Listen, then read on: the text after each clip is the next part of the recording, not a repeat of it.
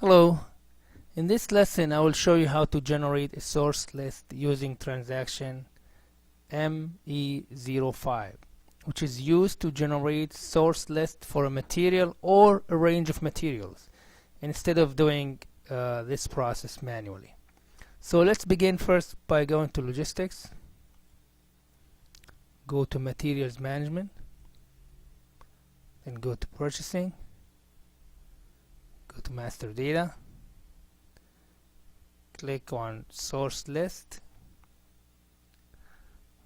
go and click on follow-on functions. We have transaction ME05 generate, so let's go ahead and double click on that.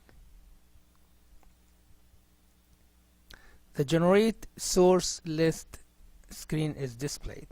The selection screen allows the generation of a source list based on the selection of material range and a plant range. You have also a selection here to include, exclude, or only allow outline agreement. The preferred selection is to include all materials or vendors. The next one is, or the other selection fields are similar to those in transaction ME01. Previous lesson, maintain source list. ME01 is for maintaining a source list, including the validity dates and MRP relevance. You have also an option to delete all existing source list records or allow them to remain. The last thing I would like to mention here that there is a test run indicator to allow the user to run the program without actually generating the source list. So I'm gonna go here and set this indicator, and I would really recommend running this test with the indicator set to a test run because changes in the selection criteria are most of the time required. Let's go ahead and select the material field and type material range of 1500 up to 510 and to 1500 710, and the plant we're gonna try 1000 and to 3200.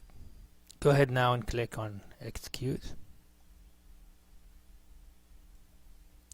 From the list, select this material line and press on material.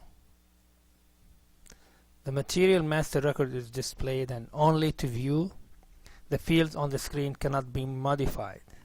Let's go back and click on this icon. Keep the line selected and click on vendor. Again, the vendor master record is displayed and cannot be modified. Click on the back icon. Let's select this line and go to environment and click on source list. Let's go ahead and click on the back icon. The generated source list can also be printed from here, and it also can be exported to another format like Excel, for example. I will also show you how to generate this source list using another transaction by following the same path on the SAP menu. So let's exit and go back to the SAP menu. Let's go first to logistics, materials management, purchasing, go to master data, go to source list. Instead of clicking on follow-on functions, I will go and click on list displays. You have another transaction by material. It's ME0M by material. So let's go ahead and double click on this transaction. The generate source list screen is displayed. The selection screen allows the generation of a source list based on the selection of a material or or a range of material and a plant range. So let's first enter plant, let's say 3000 to or up to 3100, and let's go ahead and execute.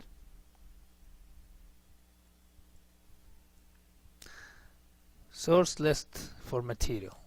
So let's just go and scroll down, scroll a little bit up and select this material or this vendor.